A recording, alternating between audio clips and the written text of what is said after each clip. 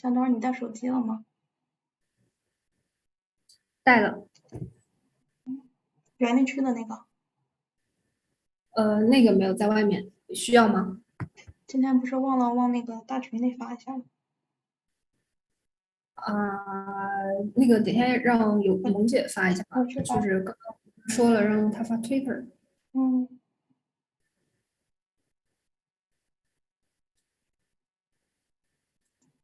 好，开始吧。好的。Hello Web3的朋友们，大家好，欢迎来到园林区直播间，这里是园林开放日 Web3 Infinity Hackathon 线上专访活动的第2期，我是本次活动的主持人黑总。那欢迎大家继续跟随我们园林区探索 Web 3.0的世界，希望我们可以共同携手共建共享 Web3 生态繁荣。Hello everyone, welcome to our 4th Open Day. This is the second session of the online interview for Web3 Infinity Hackathon. I'm Hazel from Force Community, your host tonight, and we warmly welcome everyone to join our live and follow us on Twitter and YouTube to explore the world of Web3 together. And we hope we can build and share a prosperous ecology of Web3 together. 那这次由我们园林区和 Falcon 官方共同举办的 Web3 Infinity Hackathon 活动呢，从7月1日正式开放报名起，到8月17日截止项目提交。我们近8周的时间内，吸引到了将近573位参与者，覆盖了全球73个国家和地区。最终，我们实现了有129个项目完成提交，可以说是达到了一个火爆的报名效果。那直到8月23号，我们公布获奖名单并举办线上闭幕式呢，最终我们颁发出了17个单项奖，还有30个项目入围了我们的奖金池。相信对于整个 Falcon 生态乃至 Web 3.0来说，都是起到了一个不容忽视的推动作用。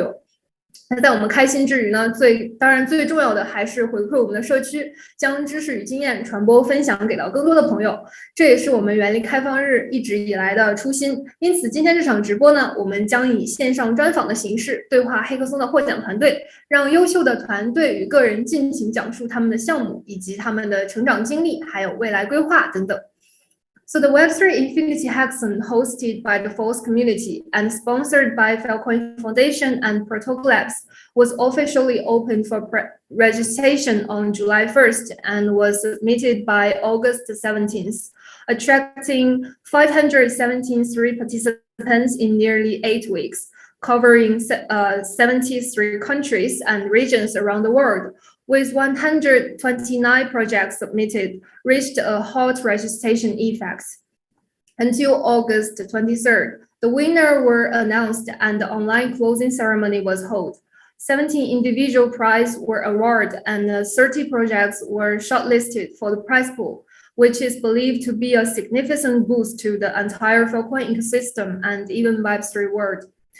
While enjoying the achievement, the most important thing for us is still to give back to the community and share our knowledge and experience to more people, which is also our original intention for the 4th Open Day. Therefore, in this live broadcast today, we will directly talk to the winning team of Hackathon in the form of online interviews, and let the outstanding team and individuals talk about the growth of their projects and future plans. 好的，那背景介绍完了，接下来我就来为大家介绍一下我们本期的重磅嘉宾。那今天为大家邀请到的也是含金量非常高的2位嘉宾，来和我们分享他们各自的项目。他们分别是在我们 Web3 Infinity Hackathon 当中荣获冠军的项目 Credly 的幕后开发者 Minci， 以及荣获荣誉提名奖项的 Keysafe 团队的创始人季衍言。Okay, after introducing the background of the event, now I'll introduce you to our 2 very distinguished guests tonight, which includes our first prize winner of the Web3 Infinity Hackathon, Minci, the developer of Credly, and Ji Yan, founder of Keysafe, which received an honorable mention award. It's our pleasure to have you guys tonight to share with us, and let's move on to the sharing from the guests. And I'm really eager to hear how they build their hackathon projects. So let's start from Minci, developer of Credly and our first prize winner. So Minci, I'll give the floor to you and right now and stop my screen sharing so that you can share with the guests Are you ready? Oh yeah, sounds good. Yeah.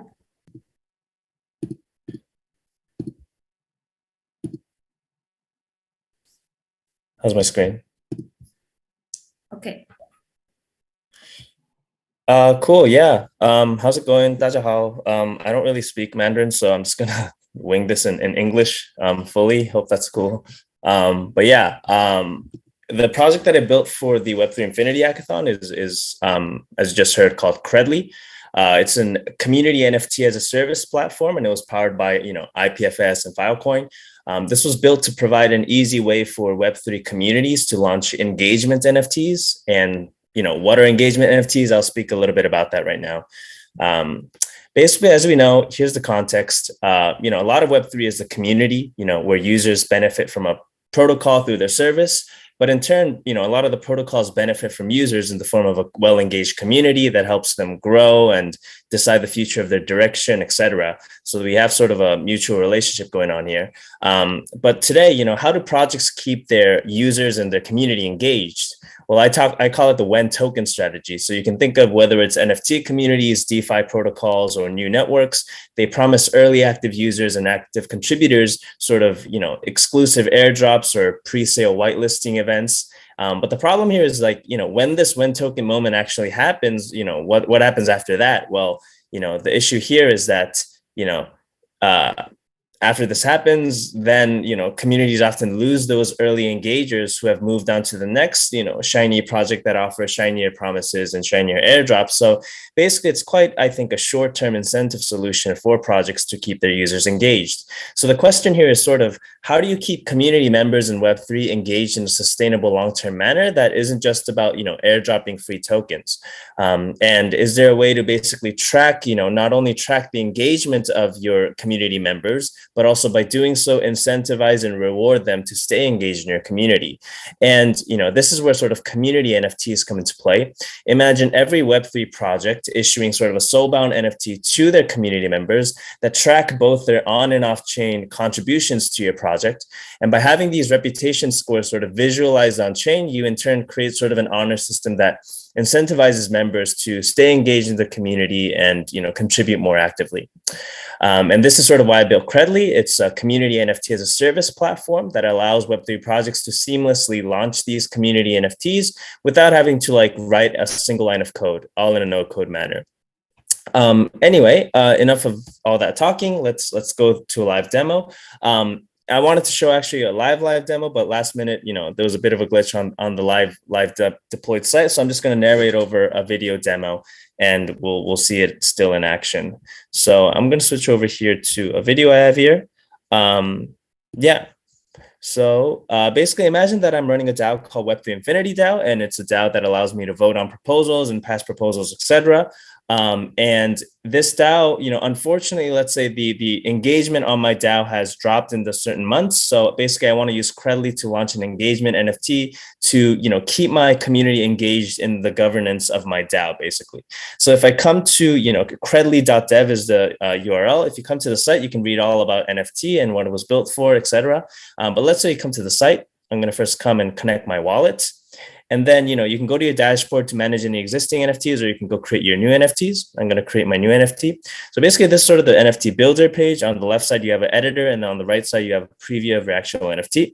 On the NFT itself, this is the first time we see what the community NFT looks like. This is sort of the bare bone template, but you can see sort of your wallet address. You can see your rank and scores out here. We also have tiers shown here based on what ranking within the community you are. We're going to issue these badges. And so, I'm going to elaborate a little bit more on what these metrics mean in a second. But, let's say on the left side, you come in, put your community name, description, maybe you choose your artwork, the design. You can also upload your DAO logo, and it's showcased here on the NFT itself. And then here's the important part. You have these XPs, 3 XPs. XPs mean experience points here. Think of it just as scores. We have a protocol, the developer, and the community XP. The protocol XP simply means, when a user interacts with your protocol, let's say it's a smart contract. For our DAO, it would be voting and creating proposals on this DAO contract. we're going to be able to monitor and track these events live on chain, and therefore dynamically update our NFT to showcase sort of this protocol. We'll see more of how this works live in a second, but basically the protocol XP demonstrates, how much on-chain engagement is there from your community members. And then you have your developer XP, which is basically, if you have an open source GitHub repo, how much do you contribute to it? You can track the number of commits, number of pull requests, etc. So basically like developer focused experience points. And then finally you have your community XP, which is, as you can see, like community. So like Discord, Twitter, Telegram, how much are your members engaged? Let's say I choose Discord, I can come link my Discord service to Credly, and there's a bot that's going to be tracking engagement. Specifically, what do I want to track? Let's say I want to track the number of messages in a particular channel. And let's say I want to track the number of GMs that, members are writing in my GM channel. That's something we can monitor. And then you put in your token supply here, and then you set up your interval here, which basically is how often do you want to update the NFT. For the sake of the demo, I'm just going to do 1 minute. Anyway, and then, basically the community NFT has been published through Credly. And if I go on Etherscan, I can show that the contract has been created for this NFT collection for my community. Anyway, launching the NFT is great, but it would be even greater if we actually were able to start minting the collection right away. Obviously, if you have a big tech team that has the capacity to actually build out your NFT minting site and all that, that's awesome for you. But obviously, not a lot of projects are able to have that tech team. So we want to make it easy where no one has to write code and be able to have a minting page of their own. So if you go down to the link below, you'll be directed to a site that's specifically built for your community. So here's the Web3 Infinity community NFT page. I'll go back to that for a second. And basically on this page, users will be able to come. This is what you will basically send out to your community, and they can come connect their wallets and basically mint the NFT you just launched as your community admin, directly on this page. So what you will do then is basically copy this URL and send it out to your community. Let's say this is my Discord for my community, and say, hey, I've launched my community NFT. And then let's switch over and imagine, I'm a member of this Web3 Infinity DAO. What I just did was sort of what an admin would do, basically setting up a community NFT through Credly and launching it. Let's say I'm a member and, I'm on my site, and then I go to my Discord and, the admin just, said we launched a community NFT. So I'm like, whoa, what is this? So let's say I go to the website minting page. Here as a user, I can come connect my wallet. I can put in my own PFP, add my GitHub username, Discord username, and then I can mint the NFT to my wallet. And basically this will, have a transaction that basically mints the NFT to my wallet. Let's go to OpenSea and check it out in Flesh. And here we have a live deployment. Basically, the community NFT, all the scores are 0 because obviously we haven't contributed anything to the community since minting this. But basically this is sort of the, the user flow. I would go and mint it and it would showcase on my, OpenSea after it mints to my account. And basically let's go ahead and actually do some actions to demonstrate what this NFT actually does for us. So first, I'm going to go off and do some on-chain interactions with my protocol, with the DAO protocol to showcase what the protocol XP does. And so let's say I'm a member, I'm going to vote on this particular proposal, and this is going to call the contract and run the vote proposal method, basically. And then I come just refresh metadata on OpenSea, and you'll see the metric for the protocol XP has gone up by 1 because it's dynamically monitoring all the interactions that you're having, that your wallet address is having on chain. Let's say I'm going to do the developer XP now. I make a commit on the Web3 Infinity GitHub repo, and then I refresh again.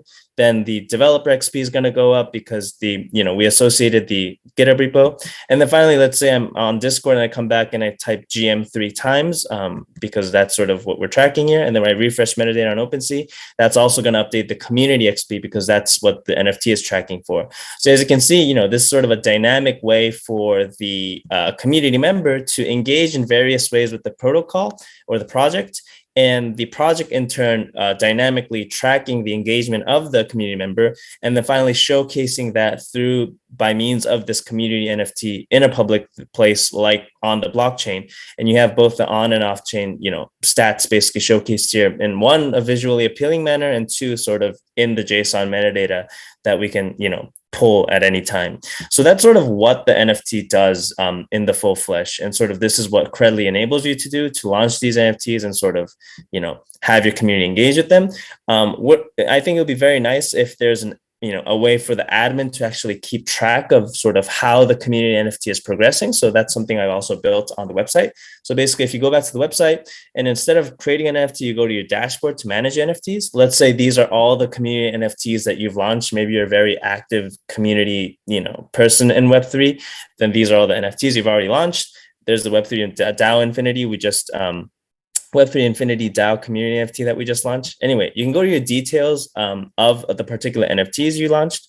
So here, this is sort of the dashboard of that NFT. You can, at any point edit the stats related to your NFT, whether it's the theme or the logo, the various XPs you're tracking for. And then here's a preview of the NFT that you launched for that community. You also see the minting progress on the top where it shows you like by date, how much, people have minted your NFT. And then you can also see a leaderboard of your DAO, where it showcases exactly who's at the top of the leaderboard based on their XP. This is sorted by descending order of the total XP, but you can also sort by, protocol XP, developer XP, et cetera, just to see like who in your community in the bird's eye view is super active. And, that's pretty much it.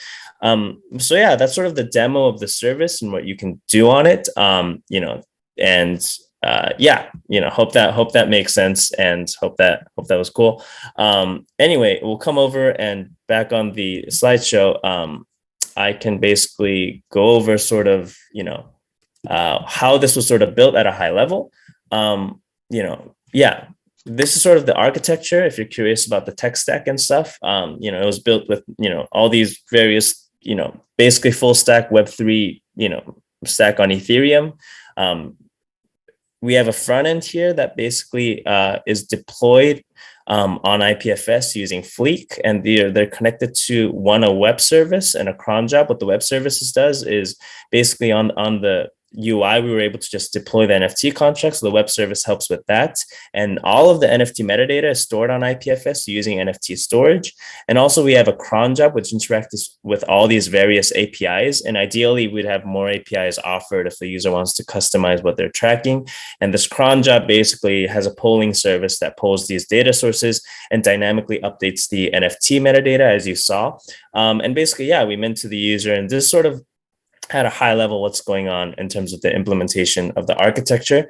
And there's a lot of implications, I think, to this community NFT. And that's important because it goes beyond basically the community that you launched.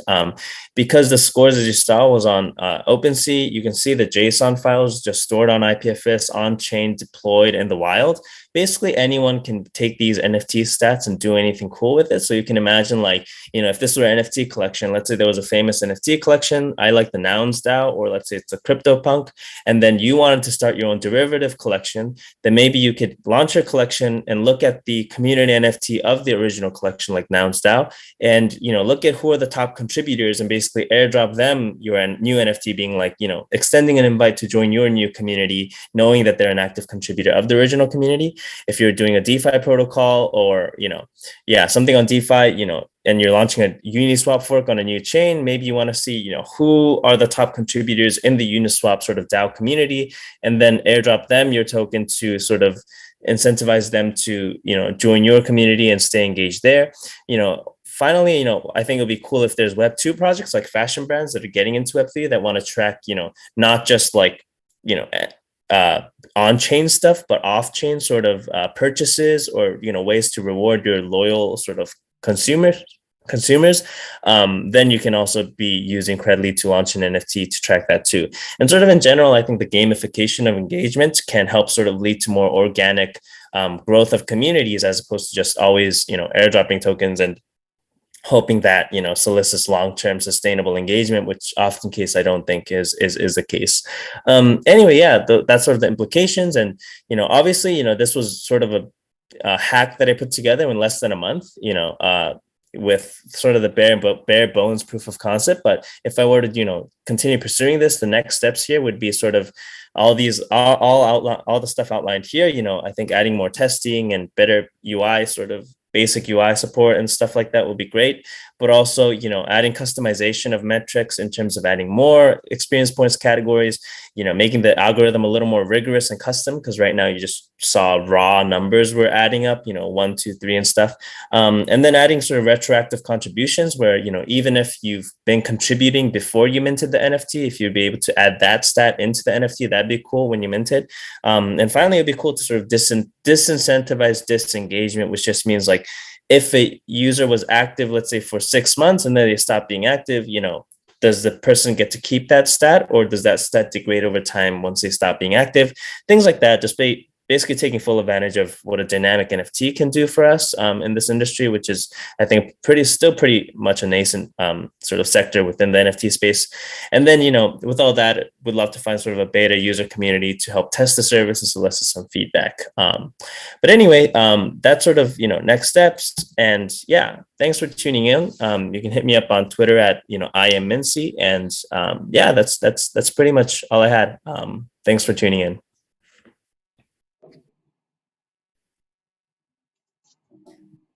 Okay, so I'll start sharing my.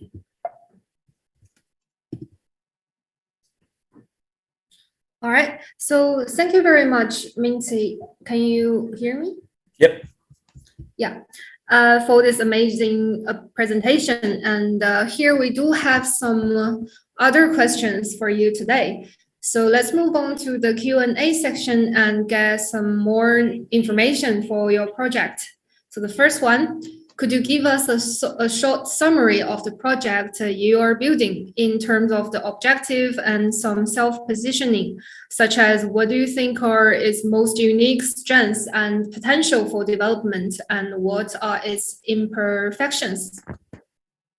Yeah, for sure. I mean, yeah, we just saw the demo, so probably, short summary is, a community NFT service. Strengths here, objective here is, helping Web3 communities stay better, engaged in terms of keeping long-term sustainable engagement in the community. Strengths here, I think, is sort of leveraging dynamic NFTs and leveraging what, kind of, I guess, centralized services can do to make NFTs a little more exciting, which is, using various stats and various data sources outside of the chain to do things that, basically update your on-chain stats, which I think is pretty cool and unique that isn't very much out there in communities right now. Yeah, and I think that's a huge potential for development. I think there's, a demand from communities to keep their users engaged. So, as long as the service doesn't charge a crazy amount, if this were to be monetized, I think communities would be willing to onboard there. Imperfections, a lot of imperfections. This is very much a proof of concept, very much a demo, and a lot more to be built out if this were to be productionized. But, I think there's a good amount of potential there to do that. So yeah, that's sort of what I think. Yeah, I'm sure you already mentioned some imperfections on your presentation. So, okay, let's move on to the next question from the perspective of participation. What do you think is the core and most challenging point in building a project, such as how to start a new project, how to present it, or how to manage a team? But as far as I know, you're a solo programmer. So just for example, so what do you think for this question?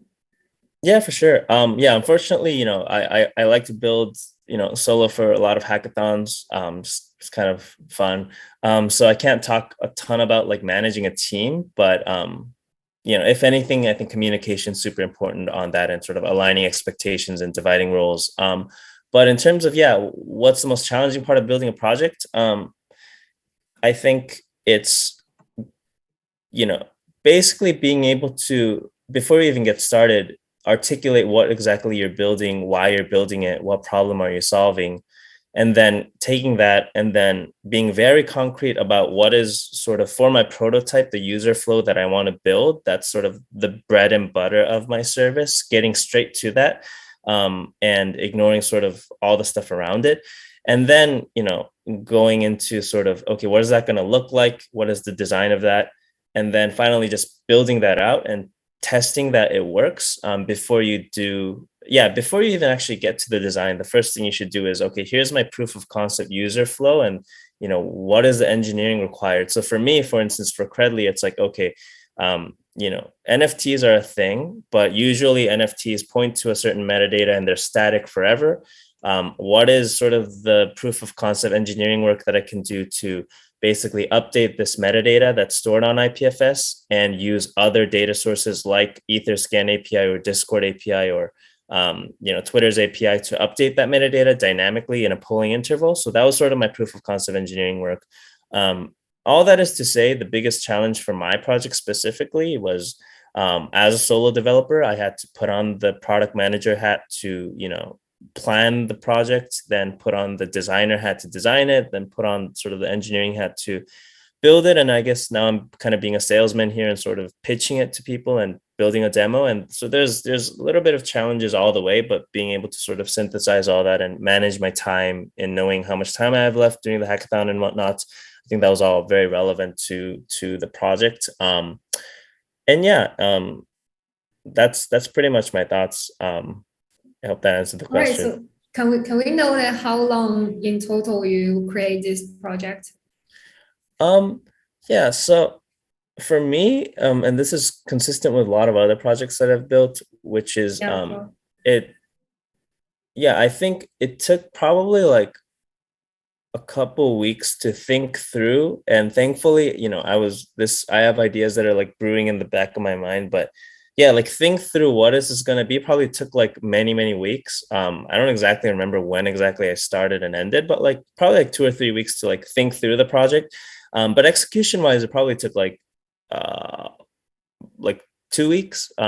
Because normally I think for any dev that's pretty comfortable with the stack, it's more about the idea and what that looks like that takes the most time. But once you nail, okay, this is exactly what it's going to look, and you see it, you play the video in your head, then you can just go and code it. So so probably like a full month or so.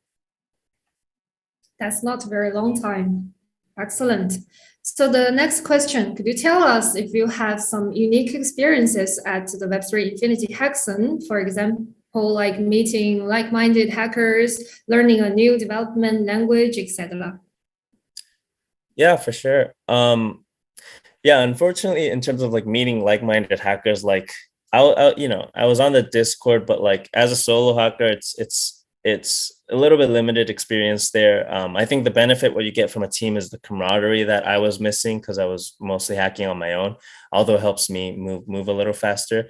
I think unique experiences, obviously like I learned a lot in terms of the tech stuff. I'm always basically testing out what new things that IPFS sort of unlocks for the community. I'm a big fan of Filecoin and sort of IPFS and everything built around that. I had used some of the tooling before, but whether it's NFT storage, Web3 storage, Fleek, those are the 3 services I've frequented a lot. And I think there's always been new improvements to the API that I'm realizing that makes it super easy for anyone to sort of use that to develop, basically store any file. I think arguably, this stuff isn't, for me, it's like easier than using, Google Cloud or AWS APIs in terms of storing files. So like Web3 storage, and, I'm a big fan of.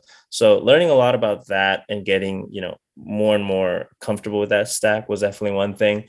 The other is, outside of the IPFS stack, I had to do a lot of figuring out what the tech stack was to make these dynamic NFTs happen. And one thing I used was a service called Render, and helped me host these cron jobs and web services. And I think it's gaining more traction. But basically building a bash script to host on a site that polls at a certain interval. That was something I actually, through this project, was the first time trying out. So that helped me learn, that whole stack. So like a lot of unique sort of tech experience building this project end to end, and sort of not just having an NFT project where I deploy the contract and then other people mint it, but taking a step behind that and then basically enabling other people to in a no code manner launch contracts and then help their community mint those NFTs was sort of a whole new thing that I had to learn.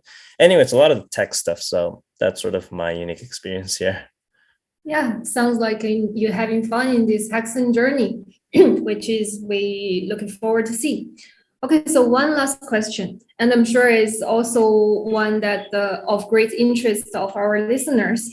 After winning the championship, do you have any special feelings to share with the audience? Oh, yeah, I mean, I'm very honored, first of all. I did not anticipate this. Yeah, yeah, to the extent that I actually, I'm out in a sort of opposite time zone here, opposite end of the world. So I wasn't able to attend the ceremony I think they had about like announcing the winners. So that was coupled with, not knowing that I would like win anything, because I think there were a lot of submissions and a lot of really talented teams. So yeah, I only learned about it like later on when I was like scrolling through Dev Post, and it said On like Twitter. I think it was on Dev Post where it said like, winners. There was like a label that basically said like just submit it, and then it became like uh won something. So I was like, oh my God, like I won something. So I went in, and then it didn't have a ton of information, but it just said Have you ever think about it before? no. If you won I like first to keep prize. expectations low, so I wasn't really thinking about if your question was like thinking about winning. But yeah, so then I went into the project, and then my project was at like the top left corner, so I was like, whoa, like I must have won something high up. And yeah, it turns out you guys were generous enough to give me the high prize here. So yeah, I was very shocked and excited to hear that. And obviously I'm a big fan of Filecoin, so like getting Filecoin sort of stamp of approval is very like always reassuring and exciting. So yeah, I'm very, very excited and honored. And I think it shows a lot of potential of what this project could be. And I'm curious to if anyone is watching this, like I don't know, live or later, like if you have any thoughts on this project, would love to hear more. You can hit me up on my Twitter. But yeah, I think it's an exciting feeling to go from basically, in the software world, you start from nothing, and then to pick a problem, come up with a software solution for it, especially in the blockchain space, is quite fun, I think, to see how you can apply blockchain to certain problems, and then sort of actualizing and manifesting that sort of thing in your head into like something that's like clickable and like usable, and then someone recognizing the potential of that and like rewarding you for that. I think that's like a very like the journey is very surreal. So highly recommend it to any like developers who are out there kind of still learning about the space, or like or new to the space from a Web2 background. Hackathons I think are like the best way to basically get your hands dirty, get your feet wet. Really recommend. So yeah, those are some of my thoughts. Yeah, okay. Thanks for Minci for today's amazing sharing about what you have done to create your excellent work. And hope your project will have more development and more collaborations in the future. So see you next time. So yeah, thank you. Yeah. So 好的，那我们接下来就有请下一位。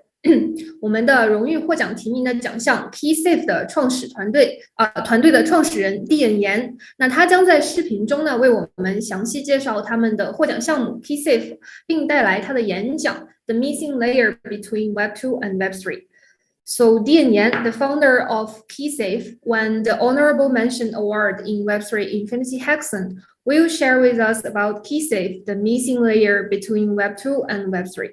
那接下来有请月游这边帮我们播放一下视频，感谢。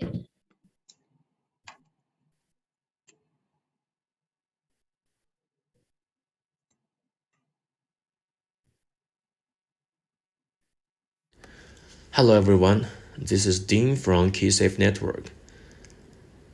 Today, we have witnessed an increasing adoption of Web3 applications. One of the most important roles of Web3 application is its account system. They are very unsimilar to Web2 account systems. The key differences are account ownership, data sovereignty, and authentication method. We are not going to expand the analysis on these differences too much today, but we need to realize that there are some big issues when these Web3 applications want to interact or make further use of their users' Web2 accounts. We are still dealing with these Web2 applications and accounts, even in some Web3 scenarios. Web3 applications like gaming and Web3 social need to verify users' Web2 account for multiple reasons. But the key fact is, we really need something that can connect Web2 and Web3 account system in some way that can be benefit more in both perspectives and does not deviate from the core values of Web3. Simply put, Web2 and Web3 account systems are in many ways different. They are natively separated, technically unconnected, and even inherently in conflict with their values. Keysafe is a missing layer between Web2 and Web3 that connects users' Web2 and Web3 accounts in a decentralized, verifiable, and private way. With the connection, users can authorize the app to access their own Web2 data through the Web3 signature in a trustless and verifiable way, and can also manage and restore their Web3 keys through the Web2 verification. The underlying technologies of Keysafe are smart contract, trusted execution environment, which also called TEE, and the MPC algorithm. We build our core module, DOs, based on these technologies. Let me give an explanation in a nutshell on DOs. We put the OOs and the data aggregating process in a safe box, whose safety is guaranteed by cryptography methods and the hardware trusted environment, which is TEE.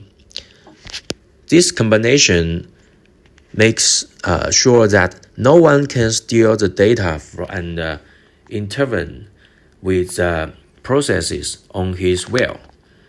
It's even not possible technically for the node runner in Keysafe network to do this. The first product we are going to deliver is UniProfile. UniProfile is a product powered by Keysafe protocol as an initial phase solution in Keysafe's long-term roadmap. UniProfile is a simple, lightweight service that provides trustless and verifiable Web2 account verification for dApps. As a consequence, connecting, linking, and aggregating the profiles that we have connected in the verification process. Now, I'm going to demonstrate the UniProfile. Here is the UniProfile dApp. We can connect our wallet here and then go through the decentralized authentication process here. So I'm now going to connect the GitHub. Okay, since I already got my GitHub's cookie in my browser, so after we click the save button, the aggregation of my accounts will be collected and encrypted by Keysafe node, TE enclave. The encrypted aggregation data is distributed to IPFS and the Filecoin network. The special part is that we can make this process Web3. That means we can make the authentication verifiable so that any application can trust the authentication result. And we will not compromise user privacy, which means users can always take control of their own profile and social link data. Okay, this is the profile manager, a dApp for Keysafe. Currently, this dApp interface is deployed on Polygon network. The main feature of this dApp is about the Web2 and Web3 account management, which we are going to demonstrate today. In the My Web3 account page, we can manage users' crypto accounts. After they have been added to the app, you can pick any of your crypto account to make changes such as a transfer or recover the private key. Note that at the moment, all the accounts are encrypted and stored in the Keysafe network. Nothing is stored in any centralized server. So now, I'm going to demonstrate how to recover my private key. As you can see, that there are a few boxes called key segments. These are segments of my private key, and each segment is protected by one of the security measures that I have set up during my account registration. Segments are stored in TE nodes in Keysafe network. I would need at least 2 of the fragments and combine them to recover my private key. Now I'm going to pass my email verification.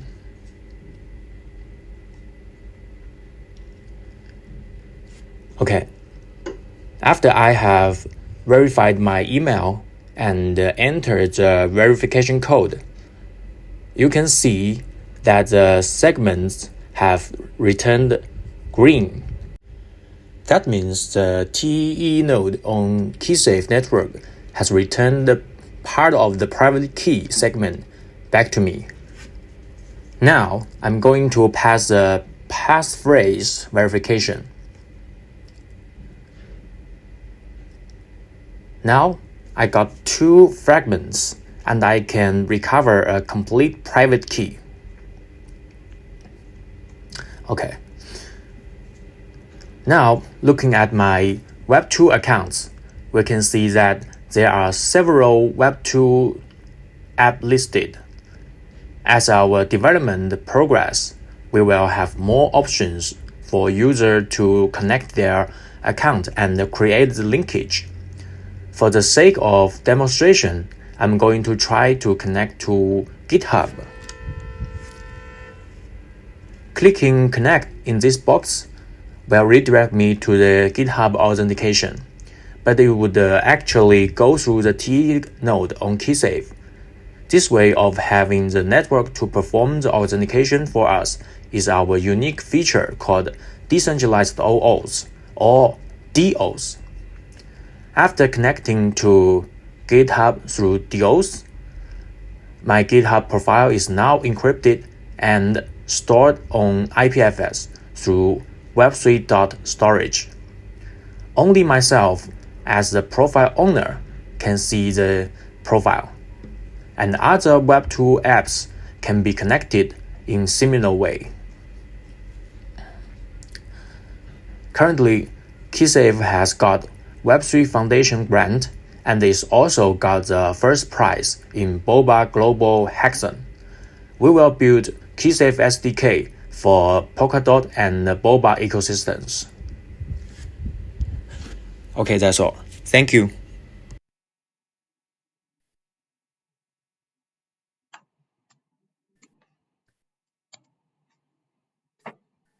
Okay, so now I'll start my screen sharing. Okay. Alright, so 再次感谢今天黑客松获奖团队的到来和今天的精彩分享。那同时，我们也期待能够在未来与本次黑客松优秀参赛选手们有更多进一步的合作。那到这里呢，我们今天的直播分享就结束了。园林区 Web3 先行者系列活动后续将继续为大家带来更多好玩有趣的话题，以及更多有料的生态资深的大咖的分享。欢迎大家关注我们园林区的公众号，加入我们的 Telegram、Discord。在社群内与我们互动交流，精彩活动第一时间知道。那谢谢大家，我们下周二再见。Okay, so well, thanks again to our guests tonight for coming to our live and giving us this wonderful sharing.